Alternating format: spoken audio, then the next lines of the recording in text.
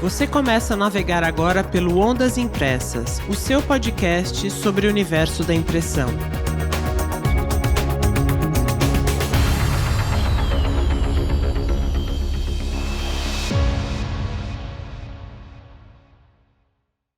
Olé, olé, militantes da impressão, aqui Tânia Galuzzi para um café com impressão direto da Flex and Labels com Hamilton Costa. Oi, Tânia. Olá, pessoal. Sempre muito bom estar com vocês mais ainda conosco, especialmente num ambiente de feira que é sempre eletrizante, não é, Tânia?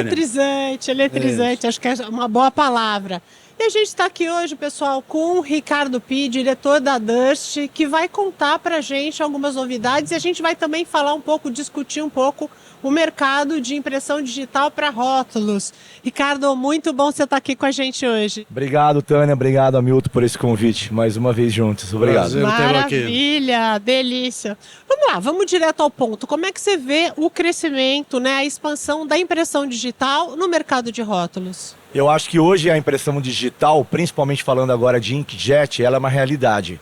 A gente tinha a impressão digital, o offset digital há muito tempo, onde você tinha aí, na verdade, um produto de alto valor agregado para tiragens médias e baixas, tá? E hoje a gente conseguiu atingir com o inkjet qualidade e velocidade. Então isso possibilita para que o cliente final tenha essa possibilidade de escolher, dependendo do tempo de entrega, se ele vai para o analógico ou para o digital. Então hoje eu entendo que é uma realidade. Eu não entendo uma empresa hoje de rótulos e etiquetas pensar no curto futuro dela sem colocar no planejamento uma impressora digital. Eu não consigo imaginar. E o que mais está impulsionando isso, além do que você falou? Ou seja, qualidade do digital, questão das tiragens, questão de substituição, utilização de substratos, o que mais impulsiona? Eu acho que isso tem dois motivos. O primeiro motivo, ele é o perfil do consumidor. Se a gente parar e pensar um pouco no mercado, no supermercado, quando há 30 anos atrás, a gente tinha o mesmo produto para todos os clientes, tá? E hoje, as grandes marcas já aprenderam que ela tem que olhar para o mercado considerando diversas tribos. Então, prova disso é quando você vai comprar, por exemplo, um shampoo. Existem hoje diversos SKUs, né? Para cabelo enrolado, cabelo liso, escuro. Então, são muitos SKUs, tá? Então, quanto mais SKUs você tem, mais você joga o produto para o digital, né? Então isso já é uma realidade há muito tempo. Hoje as grandes marcas estão olhando para o mercado de uma maneira diferente. As pessoas são muito diferentes e elas conseguiram respeitar e enxergar isso. O segundo ponto, pessoal, é o investimento. Antigamente, para você fazer compra de um material flexográfico, offset, as compras eram muito grandes. Tá? E esse produto estocado, antes de ir para um rótulo, um produto final, ele estava dentro do estoque da empresa, do ativo da empresa, era custo para a empresa. E hoje, as empresas elas conseguem fazer isso de acordo com a demanda delas. Então você tem muitos SKUs, e aí você tem momentos do ano em que você vende mais um produto do que o outro. Então quando você tem a possibilidade de comprar menos, você consegue corrigir essa curva. Né? E aí que vem o digital. Não que o consumidor final, a grande marca, ela está escolhendo comprar digital, não. Ela está comprando mais SKUs em quantidades menores. E aí cabe ao convertedor escolher se ele quer fazer no analógico ou no digital. E aí, acho que vocês devem querer saber disso um pouco mais lá na frente, como que ele decide isso. Uhum. E eu acho que não é só por tipo, mas também regionalização. Por exemplo, eu penso na regionalização de uma campanha, não é? E aí você vai ter produtos ali que vão ser desenvolvidos específicos para aquele espaço, né? E aí você tem tiragens menores e tudo mais, né? Eu acho que é por aí. E você tem a combinação das duas tecnologias. Vamos pensar o seguinte, na Europa, vamos pensar num grande fabricante de cosméticos de shampoo da Europa, tá? Ele tem o mesmo rótulo, a mesma identidade, só que ali você tem quanto? 30 idiomas diferentes? Então também tem essa combinação de você fazer a base do rótulo e numa flexografia, que a quantidade é gigantesca, e aí a parte legal do produto você entra com o digital. Vai para a Espanha, vai para a Inglaterra, vai para a Itália, aí você entra com o digital personalizando o idioma. Perfeito. Aí é a combinação das duas tecnologias. Perfeito. Agora, falando então especificamente da impressão digital para rótulos, como lidar com questões como seleção de substrato, otimização de trabalho para as impressoras digitais? Como é que é esse entorno da impressora? Como é que é isso? Isso foi um desafio muito grande para o digital no passado. Hoje é menos, tá? O desafio ele é um pouco menor. Porque os grandes fabricantes de materiais, eles faziam para flexo. E aí os próprios convertedores precisavam saber se a impressão digital dele, seja ela offset digital ou até mesmo inkjet, se tinha aderência para aquele material. Então eles tinham acabado desenvolvendo primes, né? Para poder ter aderência ou para poder ter fluidez da tinta. Isso foi um desafio muito grande. Os próprios convertedores tinham que preparar o material para a impressão digital. Hoje, os grandes fabricantes já têm esses produtos. Tá? Então, basicamente se dividem em duas classes. A offset digital, tá? E o inkjet. Então, dependendo da tecnologia de impressão que você vai utilizar, você tem um tratamento, uma tensão superficial diferente desses materiais. Então, basicamente é isso. Você tem essas duas diferenças de materiais. Mas é um desafio, tá? Tá, isso que eu ia te perguntar. Onde está o desafio para a impressão digital hoje? Onde está esse desafio? Você pensar no offset digital, você não tem aderência. Você precisa preparar o material para imprimir e depois que imprime, você precisa laminar. É obrigatório. Então aí você tem um processo um pouco mais longo e também mais custoso. Quando você vai para o inkjet, o desafio é diferente. O inkjet UV, você não precisa tratar o material, ele já tem aderência, muita aderência ao UV. E laminar também você não é obrigatório, dependendo do acabamento que o cliente final quiser. Hoje eu quero um acabamento, por exemplo, fosco. Ele já não consegue fazer isso no inkjet sem a laminação, então precisa de uma laminação fosca. Qual é o desafio para o inkjet? Você tem aí uma cabeça de impressão, que você tem vários furos, né, que são os nozzles, e você tem um espaço entre esses furos. Então a gota tem que cair no substrato e ela tem que abrir. Uma gota tem que encontrar com a outra para poder ter uma uniformidade da cor. Perfeito. Quando você imprime em single pass, o material ele passa, a cabeça está parado. Então o que tem que acontecer? Essa gota tem que cair numa linha e ela tem que abrir paralelamente a outra gota que está do lado e que elas se juntem para poder formar uma impressão uniforme. Se você não tiver uma preparação do material, ou essa gota ela vai abrir de mais ou vai abrir de menos. Se vai abrir de menos, você vai ter linhas brancas. Se abrir de mais, você vai ter linhas escuras, porque uma cor vai encavalar com a outra. Basicamente é essa.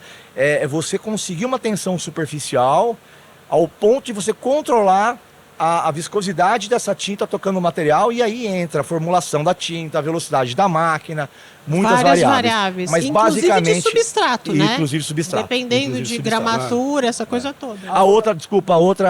Outro desafio que tinha para o inkjet no passado e que hoje a gente não tem mais é o sleeve. A gente tinha muita limitação de encolhimento de material.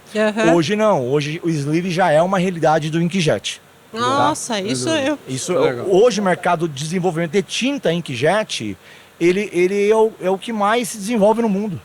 Porque você tem aplicações de inkjet que não eram pensadas antes e que hoje eles estão trabalhando.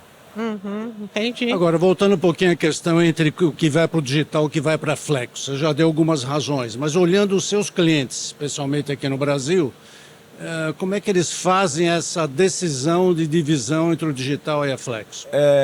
Eu acho que a primeira coisa é a tiragem. Se a tiragem for muito, mas muito alta, tem que ir para flexo, teoricamente, né? Mas fala aqui pra gente, Ricardo, o que é muito, muito alto? É difícil de precisar. É muito difícil precisar. Mas o que eu posso dizer para você é o seguinte, se você tiver com as suas flexos cheias, e você tiver um trabalho, aí entra outra variável, prazo de entrega. Quando você precisa entregar em flexo, tem que fazer o clichê, preparar a máquina, tempo de máquina, ajuste. O inkjet não. Você manda o arquivo para a máquina e imprime.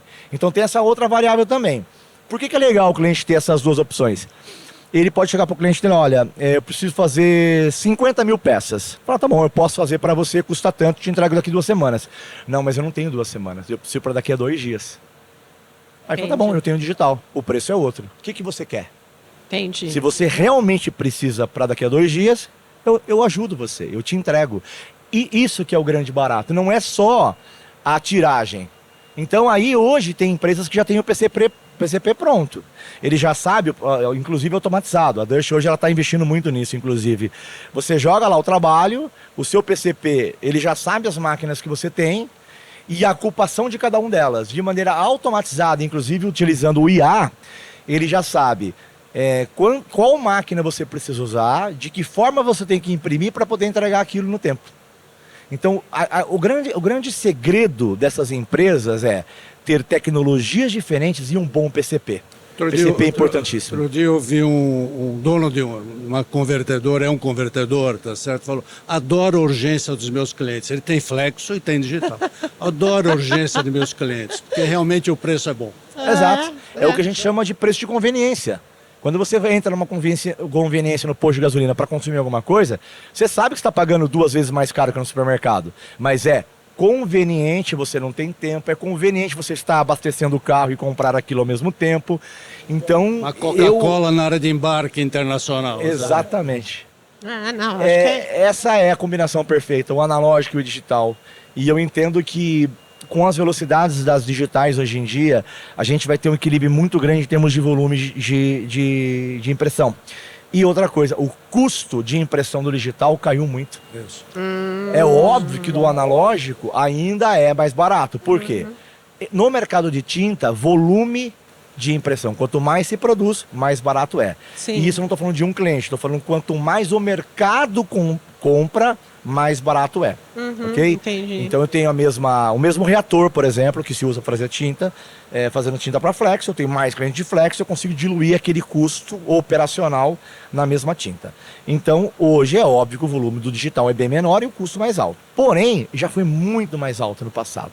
Muito mais alta no passado, entendeu? E aí tem o consumo. O consumo de inkjet, ele é altamente controlado. Você sabe exatamente quanto você vai gastar antes de imprimir. Entendeu? E a cobertura é muito baixa do inkjet. Entendi. E aí você falou o custo, lógico, a gente sabe, a demanda aumenta, o custo cai e tudo mais. E você citou uma das variáveis que mudou essa coisa, que é a tinta. Todos os componentes caíram, o preço de tudo caiu, além do aumento da tiragem, para a redução do preço da impressão em digital? Tudo que é relacionado a consumível e volume de consumo mensal, sim. Entendi. O que nós tivemos foi um aumento de aquisição em moeda nacional, drasticamente, por exemplo, depois da pandemia. Antes da pandemia, o dólar estava, acho que 3,40. Né? Depois da pandemia chegou a 6, 7. Então, se a gente pensar em moeda nacional, o custo de investimento caiu muito, subiu muito. Mas o custo de impressão ele vem caindo absurdamente. Tá? As máquinas estão ficando mais econômicas, estão ficando mais rápidas.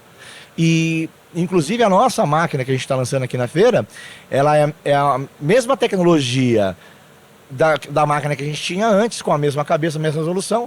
Só que eles projetaram uma máquina que você consegue imprimir rolos maiores, ou seja, você não fica perdendo tanto tempo trocando rolo. Toda vez que você troca um rolo, você precisa fazer um pequeno ajuste na máquina, você perde material. Então, se eu troco menos rolo, eu perco menos material. E hoje, nessa máquina que a gente está lançando na feira, ela faz o autoajuste. Você imprime, ela lê tudo que ela imprimiu, ela já ajusta todas as cores automaticamente.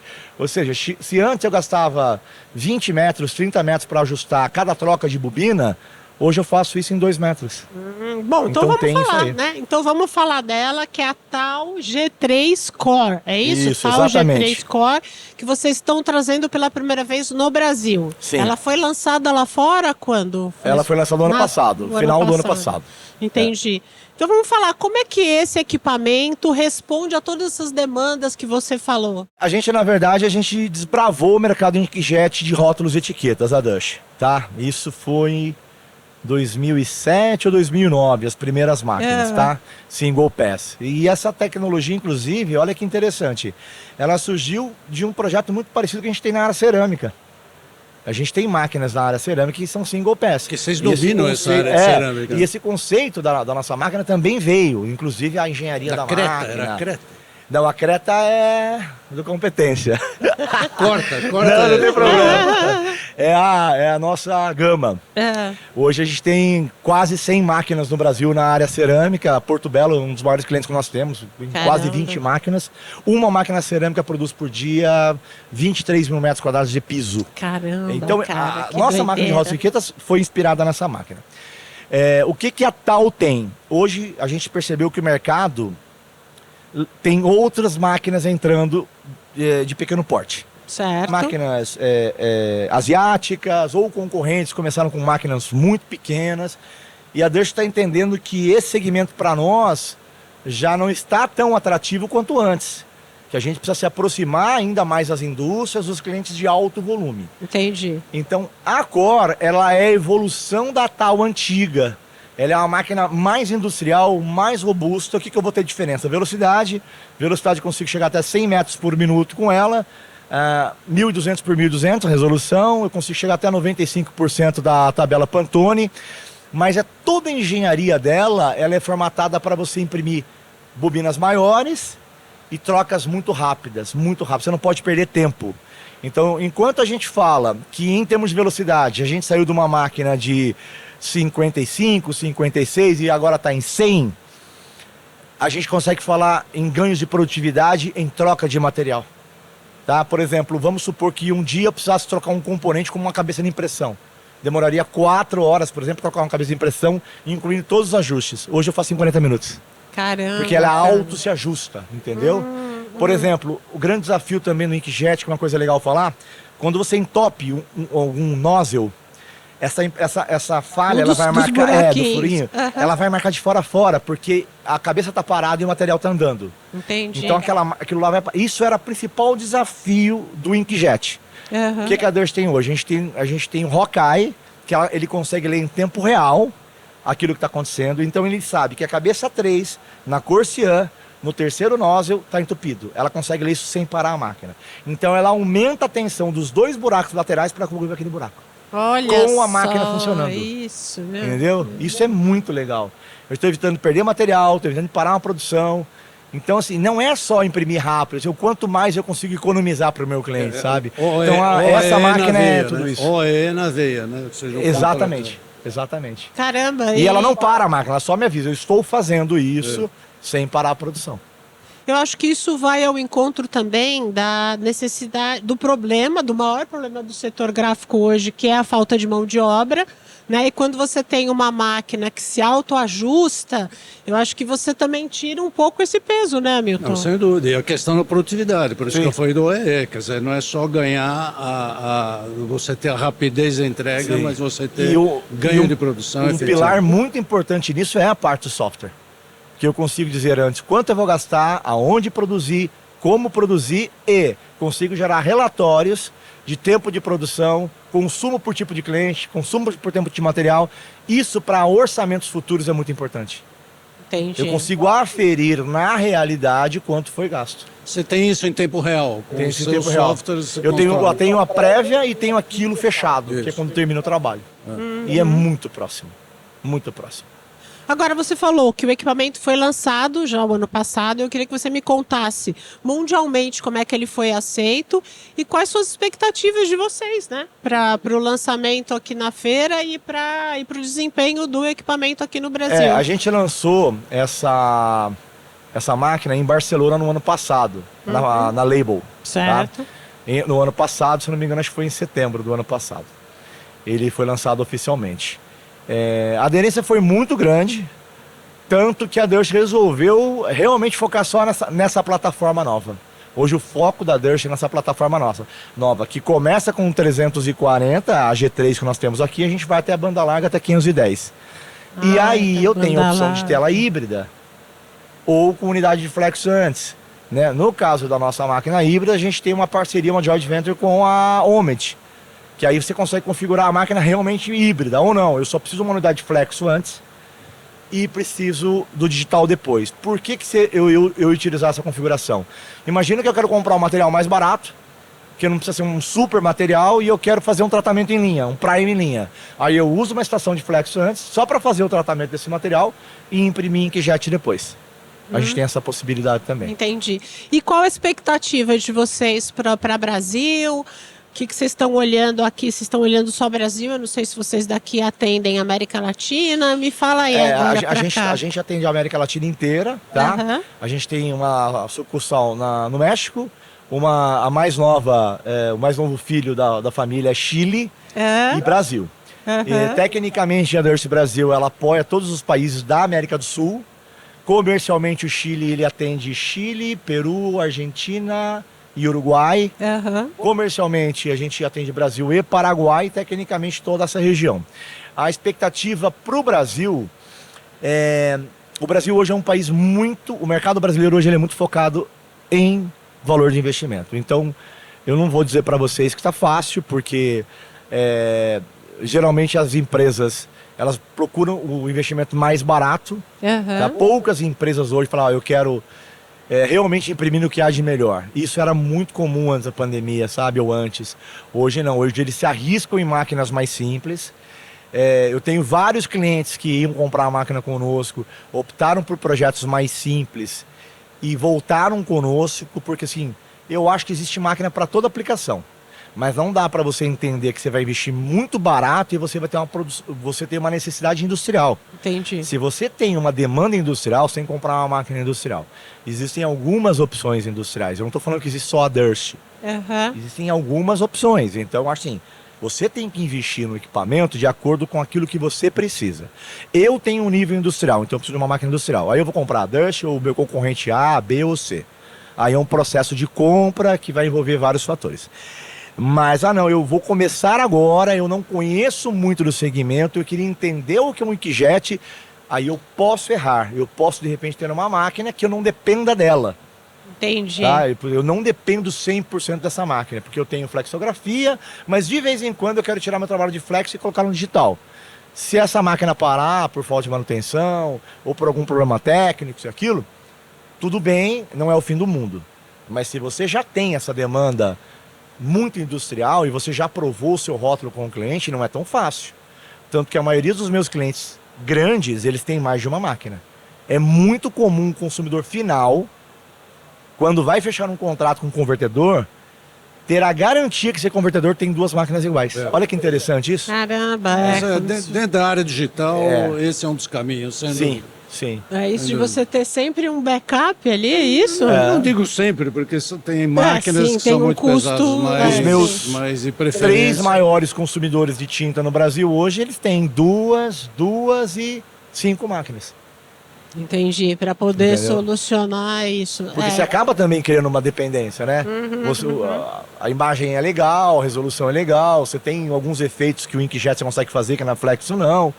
E aí você tem a flexibilidade do cara fechar o quanto ele precisa, ter SKUs diferentes, você vai acostumando o cliente àquilo. Aí daqui a pouco sua máquina para, como que você vai fazer? Ele não vai conseguir levar isso para o analógico mais, entendeu? Entendi. E pelo que você está falando, eu entendo, Ricardo, que o perfil do cliente que você está buscando é um perfil de um cliente de médio para grande porte, que realmente tem um volume né, considerável. Você falou da velocidade, né? Qual é mesmo que eu já esqueci? Hoje a G3, né? Que é essa linha nova da Durst, a gente está falando de 100 metros por minuto. 100 metros por minuto, é muita coisa. Considerável, né? É muita coisa, né? Aí a gente começa, na verdade, com a Core, que é a máquina que a gente está na feira aqui, que ela é 63 metros por minuto, incluindo o branco. Mas a infraestrutura da máquina é a mesma. As outras a gente vai começando a ficar um pouco mais larga, um pouco mais de velocidade. Mas a parte da infraestrutura é a mesma, é uma máquina totalmente industrial. Entendeu? Tá certo, tá Bacana. certo. Ótimo. Como sempre, uma aula, o Ricardo. Falei muito hoje, bom, né? Não, tá ótimo. Eu queria só um olhar aí para o segundo semestre. Como é que você tá? Como é que você está enxergando aí o segundo semestre? Eu sou um otimista por natureza, mesmo morando no Brasil. Todos somos. Somos sobreviventes, né? Empresário brasileiro. Sim, na verdade é o seguinte, pensando em rótulos e etiquetas, os novos entrantes de máquinas mais baratas, eles acabam tirando alguns clientes de nós, mas agora com esse novo posicionamento da Durst, colocando uma máquina ainda mais industrial, tendo uma máquina até um pouco mais cara, a gente realmente vai ter que focar em clientes de altíssimo volume, de flexografia de alto volume, para desenhar novos projetos, tá? Então, assim, eu estou muito ansioso para entender o nosso mercado após essa feira. Temos alguns projetos andando, sim, temos alguns projetos andando, mas a gente depende muito do cenário político no Brasil. Quando as coisas econômicas, as coisas estão mais positivas, às vezes o Brasil nem está num momento economicamente ruim, mas existe uma tensão de fora, ou político que pode acontecer, muito o cara já não investe. Que tá, porque o candidato A vai vencer, se ele vencer, eu invisto. Se o B vencer, eu não invisto. De verdade, eu não conheço empresário de sucesso nenhum do mundo que dependeu do governo para ganhar dinheiro. Sim, pelo contrário, a gente é o nosso sócio, né? Então depende da gente. Exato. Mas é um momento desafiador, né? É muito. Por isso que eu falo que tem que ter coragem. Tem que ter coragem. Mas isso aí. eu digo para você que hoje é impossível você crescer no ramo de rótulos e etiquetas sem ter analógico. Sem ter digital. Só com analógico. Não dá, não tem como.